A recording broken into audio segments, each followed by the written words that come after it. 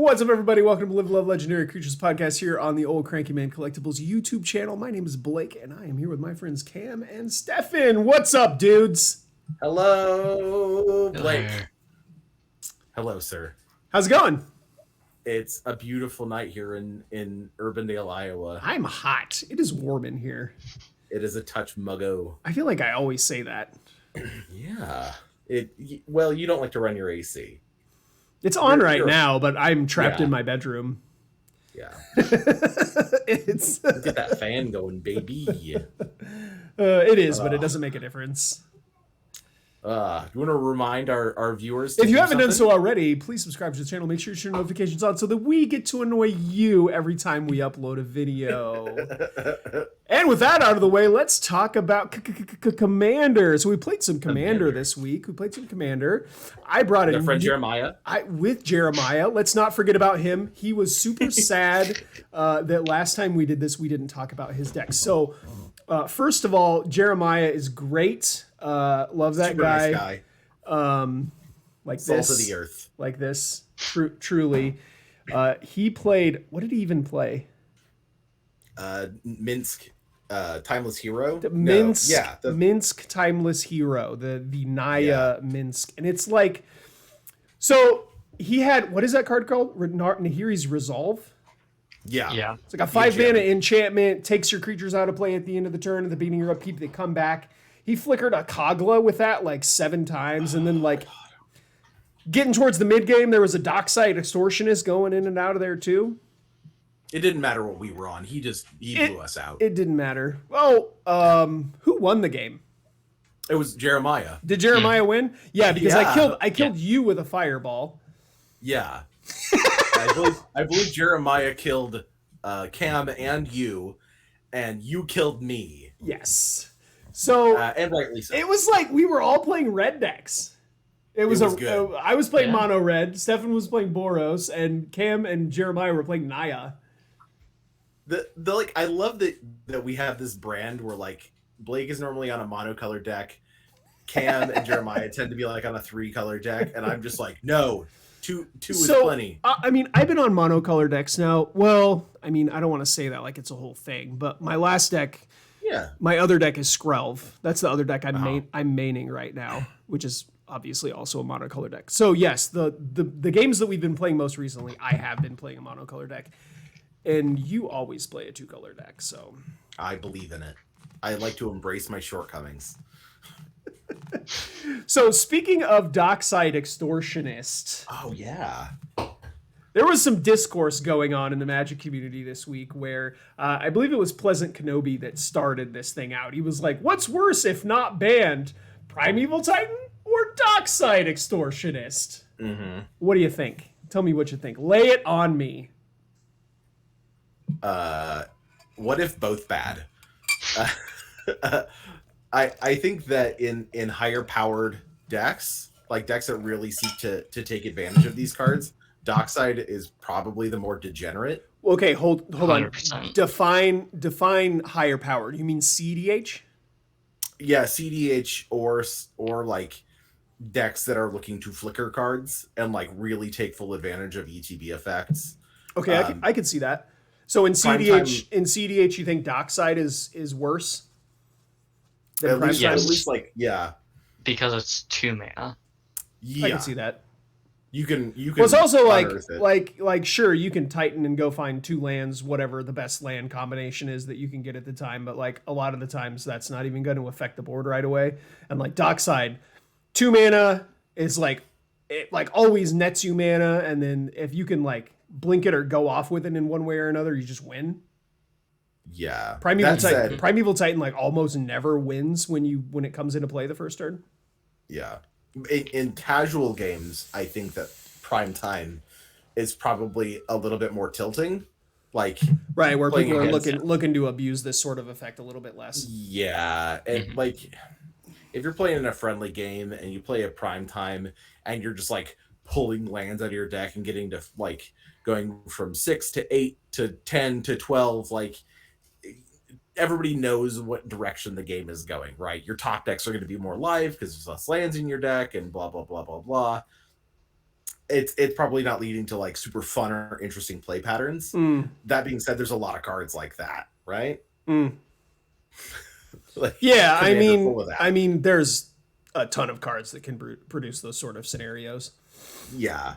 Yeah, I mean, I like that take. Honestly, though, like in a vacuum, I think Primeval Titan is like significantly worse. A lot of the people that are like instantaneously like Dockside way worse. Ban it, get it out of here, whatever. I don't know if they've ever played a game of Commander where Primeval Titan was legal. Because, and I'm not saying that Dockside doesn't do this, because a lot of the times it does do this, but when a Primeval Titan comes into play, the entire game becomes about who can kill, copy, or take control of the Primeval Titan. Yeah, I agree. And like, especially in a casual game. Yeah, 100%. Yeah. Whereas, so I mean, like I vote for Primeval Titan a million times. Yeah.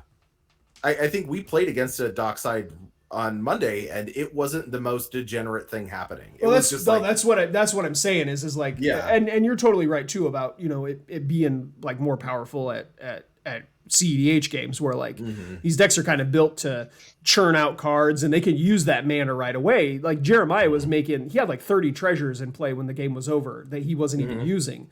The more powerful thing was that he was flickering the Kogla. Yeah, the mana didn't do anything. Right. It did, but it wasn't nearly as impactful as the Kogla was. His hand size was the limiting factor. He had only so many cards he could cast. Yeah, that's true. So, in the spirit of that discussion, I presented you both with the question of, come up with a similar sort of comparison. Let's talk about a card that's legal and a card that's on the ban list, and which one of those do we think is really worse? Cam, you go first. Lay it on me. All right. So I'll start off with Biorhythm. Okay, this is a card that's banned. Yes. Biorhythm is like 8 mana sorcery. Each player's life total becomes equal to the number of creatures they control, right? Yes. I'm trying to get the correct mana cost. 6 green for a sorcery. Yeah. Each player's life total becomes the number of creatures they control. Okay. Yeah. This card's banned. Pretty powerful. Yeah. Yeah. Why is this banned? So, well, I mean, when this thing resolves, anybody who doesn't have any creatures in play just dies. Right. Yeah. And, I mean, this card has just kind of always been super powerful, like, ever since it got printed. We've kind of always seen, like, things like Heartbeat combo kind of ramp into this.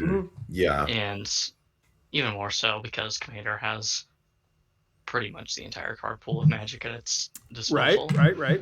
We can do a lot more broken things with it. Yeah, I mean, it's not out of the question for a mono green deck to be able to make 8 mana on like turn 3. Yeah, and, there's a lot of. I mean, maybe even turn 2. You got access to Soul Ring and Mana Crypt and stuff like that. Like, it's not out of the question to have 8 mana on turn 2. And there's a lot of decks that just play tapped land go. Yeah. To be clear, that is a nutty draw, though, right? 100%. Yeah. So there's also this card that was in, I believe it was Fate Reforged, called Shaman of the Forgotten Ways. Right, which is basically just a biorhythm on a stick, right? Yeah, it's quite a bit worse. So 2 in a green for a 2/3 tap, add 2 mana of any combination of colors to your mana pool, but you can only spend it to cast creature spells. So it's good. It's a great mana dork. Yeah, that's good. Always great with your creature decks, but the real text you play it for is the Formidable. So 9 green and tap. So it's 11 mana. Yep. Each player's life total becomes the number of creatures they control. Activate only if you have creatures you control with total power have total power 8 or greater. which hopefully you do anyway. Like you don't want to activate this unless you have that. Holy cow! I mean, this card is like kind of expensive, so I think I've looked at it a few times and I've never actually picked one up, probably because of the price tag. But 11 mana for that effect. So the question that I want to ask is like the difference. This being on a mana dork is basically a moot point. Yeah. The difference in 3 total mana. Do you think that makes that okay? I think it does. I've been playing with this card a lot, especially over the last like 4 or 5 years. Okay. Like a large majority of the time, it's just kind of you can ignore the bottom half of the text box. And like also it's a creature. Like if you look at it funny in Commander, it'll probably die. Right. Yeah. I mean, play removal spells. Please play removal spells. You said it's a 2/3, so it dies to a bolt, dies to cut down. The list goes on, and also you have to tap it to activate the ability. Correct. So a full turn cycle needs to pass before you can activate this thing. So I guess technically it's 12 mana to activate. Yeah, kinda. So to me though, the thing that always sticks out in my head is like when the exact same text is printed on 2 cards, regardless of the differences in mana cost, color, or whatever the discrepancies are, it just kind of feels bad. They're like, oh cool, they fixed biorhythm. Now biorhythm doesn't have to be banned in Commander anymore. The stupid thing is like if you have this thing in play and somehow by a miracle you're able to activate it really early on in the game, you win because it's a creature. Your life total becomes 1. Everybody else's life total becomes whatever. Quick question about the rules on this. If you put the ability on the stack and they kill all your creatures in response, do you then die? You will then die. Okay, so route is live. Yeah, this is that a couple of times. Is that why Jeremiah puts route in all of his Commander decks? He's got white. He's playing route. I promise. Board are good, man. Is that why he does it? I'm gonna have to ask him now. Like, that's kind of a hot play. Do you play route because just to get people? Yeah, we see that sort of with some of the band. Like, there's a balance, like the suspend balance card, right? Mm-hmm. Oh yeah, restore balance. Yeah, which effectively has the same text as balance, but on a suspend card. Yeah, it's suspend 4 for 1 and a white. Does it do lands as well? I honestly don't know. Yeah, I don't know that ever. I know there was a modern deck for a while. It does. Yeah, it does. I think it's actually a balance. Yeah, but so it's just balance. There was a modern deck for a while that cascaded into restore balance. Yeah, but we saw again. We're seeing like the same text, just different cards. Yeah, yeah. Like we fixed it. Weird. We fixed it because everybody knows that it's coming. It kind of feels bad. I'm not kidding. Like, don't play that card. Don't play restore balance. You're not going to make friends. Okay, Stefan, compare. What are your 2 cards? Okay, so I had a list. When you gave me this assignment, I kind of went crazy. I had a list of probably 1, 2, 3. Okay, just give me 1. We've only got so much time, my friend. I know. Calm 9? Down. So 18 total comparisons. This is something I'm sort of passionate about, and it's something that I do want to bring up and talk about Cam's selection, because Biorhythm 8 mana. Are we comfortable with 8 mana ending the game? And I am. If a player successfully casts an 8 mana spell, especially one with a condition, that do you want to talk about this?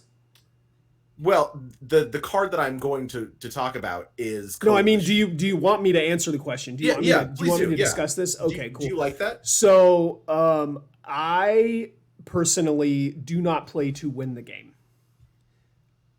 I play to have my deck do a thing, and I generally actively try to stop other people from winning the game in the process. That's how I play Commander. If I get to win the game, that's cool, but like, I try to play a beautiful game. The King's game.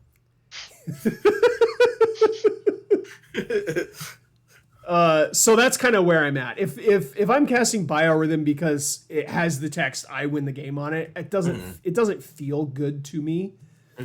I mean, that's kind of what that is. Are you comfortable with another player playing an 8 mana spell that wins the game? I would actively try to stop them from doing. You try to stop them, yes. But like the game, unfortunately, Commander games do have to end eventually. Unfortunately, but they do have to end. They don't have to. You're right. My goal is to keep playing for as long as possible. So, Cam, how do you feel about cards that just end the game when you cast them? But okay, I think the word 8 mana, the phrase 8 mana in front of that is very, very important. Because, right, it's important. If you tell me, like, how do you feel about 3 mana ending the game? Off. No. No. 8 mana is very important. So 8 mana and conditional. Like, it's not, you don't just win with Biorhythm. The game probably just shifts gears very, very quickly. Sure. Generally, if you're casting a Biorhythm, especially if you're like in a heavy green deck, like the life totals are just becoming precipitously low. And like, especially with Shaman of Forgotten Ways, if you have 8 or more power, you're probably going to single digits. Everybody else is going to single digits, and you have a lot of creatures. So you're just like in an advantageous position. Like, so are you okay with that, Cam? I largely am. Like, I come from more of a competitive playing background, like more standard. I'm more familiar with like modern. Played a fair bit of CDH in the last few years as well. Like, yeah, especially because this is conditional, I think it's fine. Like, sure, there's ways to cheat around the mana cost, and I mean, right, but you got to do work to make that happen. Right? Yeah, and there's like 1,000,001 ways to make sure your opponent doesn't have creatures and make sure you do. Sure. Like, it's not. Yeah. It's not like impossible, but it's fair. I'd be comfortable as with fair as an 8 mana sorcery that says when the game is, but can say win the game. Yeah. Now, what about an 8 mana sorcery that says you do win the game under specific conditions? This is a card that's banned. It's Coalition Victory. You can only play it in 5-color decks. It is 8 mana. It's a sorcery, and it requires you have permanents of every color and land types of every type in play. Obviously, this is way easier now with triomes. If you have a 5-color commander, and like we've seen commanders that don't have right. So with triomes and a 5-color commander, you have to have 3 total permanents in play for Coalition Victory to end the game. And 8 mana. Correct. Right. Assuming that you have that your 5-color commander is actually 5 colors. Like Joda Archmage Eternal is a 5-color commander. Kinrith Return King is not. Yes. These are the most popular, in fact, 5-color commanders are the ones that don't have 5 colors in their pips, but have them in the body of the text of their card. Yeah. In fact, what would you say was the most popular before it was banned? I miss my Golos. Yeah, Golos. Get it out of here. Get it out of here. We miss Golos. Rest in peace. That activated ability is absurd. It is pretty dumb. But it was like the go-to 5-color deck. But like ironically, wouldn't have triggered Coalition Victory. Yeah, right. So if we're looking at conditional win cards, there's a whole bunch of them. There's easy ones, there's hard ones, and the one that I really like that sort of matches up to this is Happily Ever After. This is from it's from Eldraine. Throne of Eldraine. A card that's not banned. Not banned. That does say you win the game, and it has largely the same conditions on it. Yes. And fun fact, I have won not 1, not 2, but 3 games of Commander with Happily Ever After. Yeah, so we have talked, you say you don't like to end the game, but this is a really fun way to end the game. So to be completely honest, I just put it in my deck for the life gain. And then like occasionally it just wins the game. Yeah, it's like Revel in Riches, right? Sure. You put it in for like the treasure, but then like, if you win the game off of it, even more cool, better. All right, cool. And so this is sort of the comparison is like, which do you think is worse? Like the sorcery that has these conditions that people can counter, that you're required to have a specific board state, and 8 mana, and people can interrupt by destroying things. Like if they kill one of the 5 colors of things that you have, it just doesn't do anything. Your sorcery is fizzled. Yeah, basically. It resolves, but you don't win. Yeah, it's conditional on resolution. So like it resolves and you're just like, guess I don't win. Spent my whole turn doing that. Versus like there's this other thing that can win that also has some interactability, that also has a benefit. And there's a lot of them. There's like some really messed up ones. This is the one that's the closest I could find that was like kind of in the same vein of condition. And I really like them both. It is quite literally a coalition victory though. Very much. So, you know, you'd said that I wasn't okay with cards that say you win the game. It's like in general, I try to avoid things like that. But specifically when talking about biorhythm, it doesn't end the game. It just makes people's life totals go whoop. So like maybe in that context, biorhythm is actually not as bad. Yeah. Question mark? What if there was a card that set everybody's life to 1? That would be a bannable card, right? It turns out it's not banned anymore, actually. So that's a legal card. Right. But biorhythm's not. Yeah. Their RC gets in a weird mood sometimes, and they're like, "Hey guys, we're gonna take away one of their favorite cards. We should probably give them something back." Listen, let's go throw rocks until we get Golos back.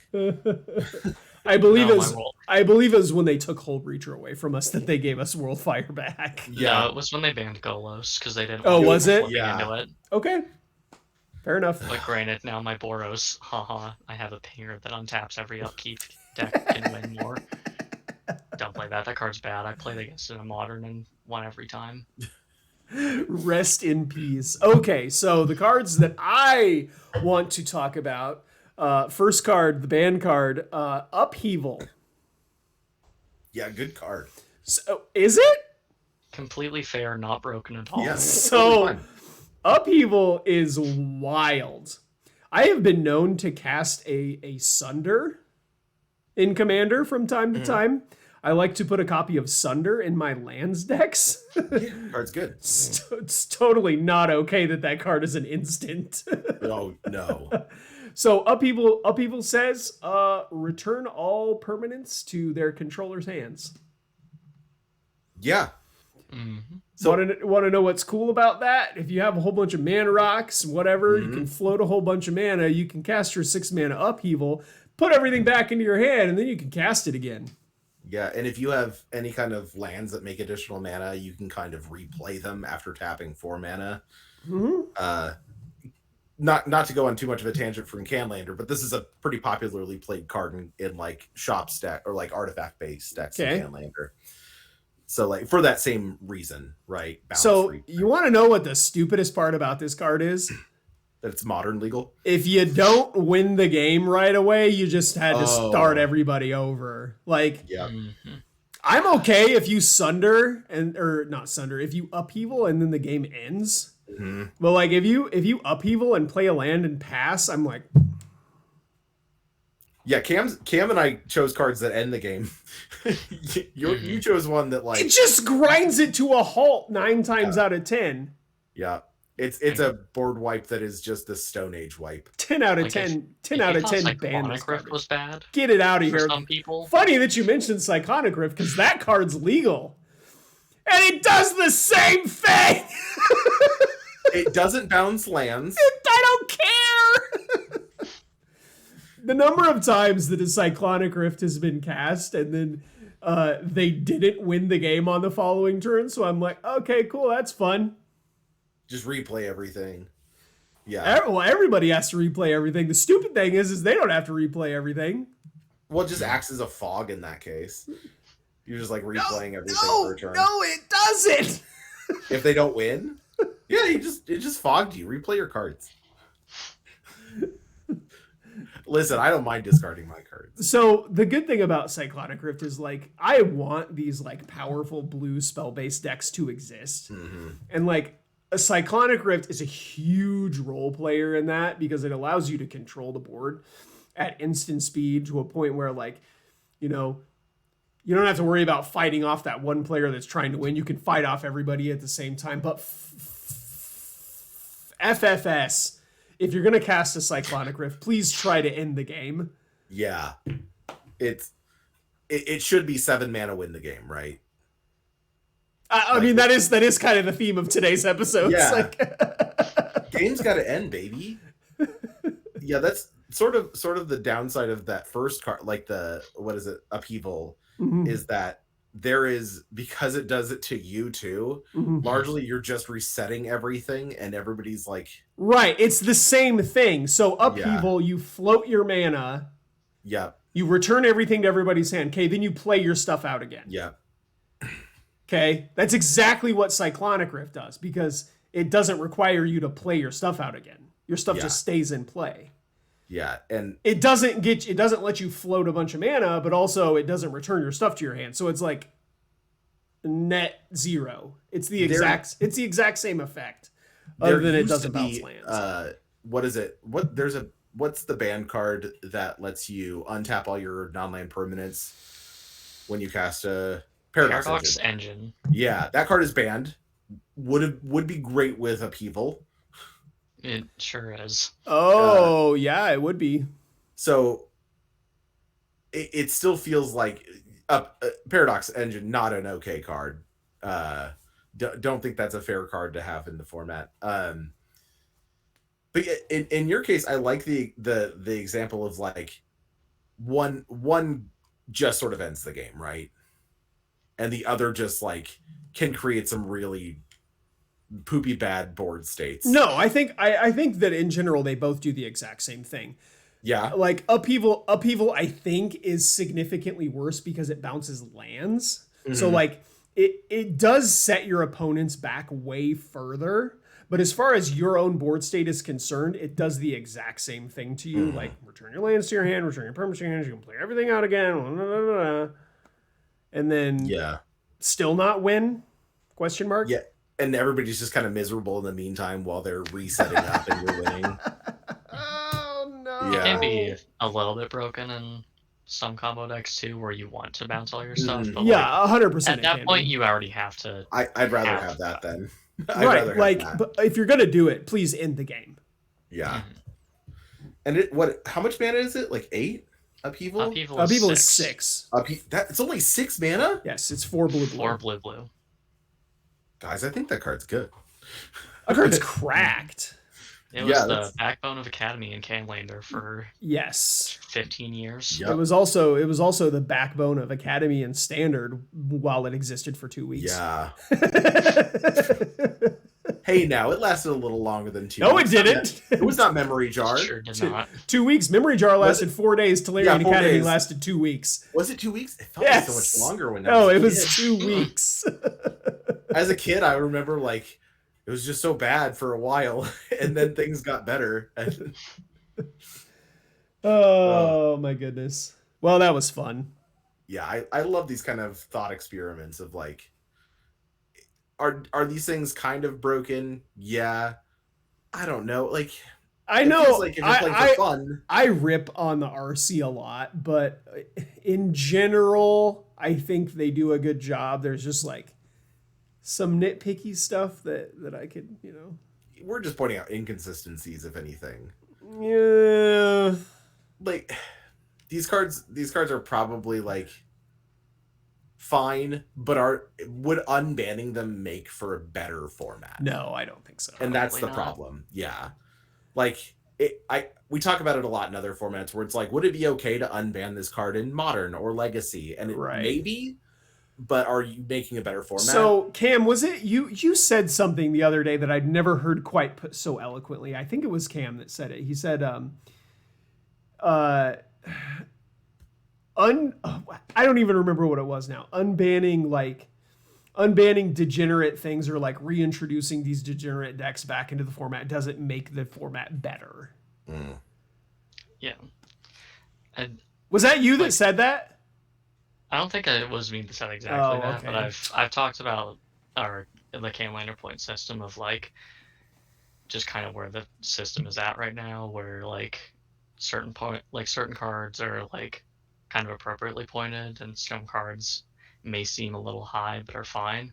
Mm-hmm. Like there's a like, and it's kind of the same thing with the ban list, where like you have to kind of gauge like where can we like even out like where we want our format to be. Like, do we want to push like super degenerate combo Magic 1997 combo winter of like academies, Stormless and whatnot, or do we want to push more like fair, like okay, like like real mom and pop Magic? Right. Make sure your combos are at least 3 cards. Makes a lot of sense. Yeah, I agree. It's we want to have a fun format, and introducing cards that some people may be, real advocates for. Those people advocating for those cards are probably not advocating for them in good faith. They're probably advocating for them because they want to tear their friends apart and not have those friends 100%. anymore. Yeah. I'm in this picture and I don't like it. Yeah. I love Flash, but the things that card did in 2019 and early 2020 Magic was not okay. It's worse. It's worse now too. Like every time they print a set, it just gets better.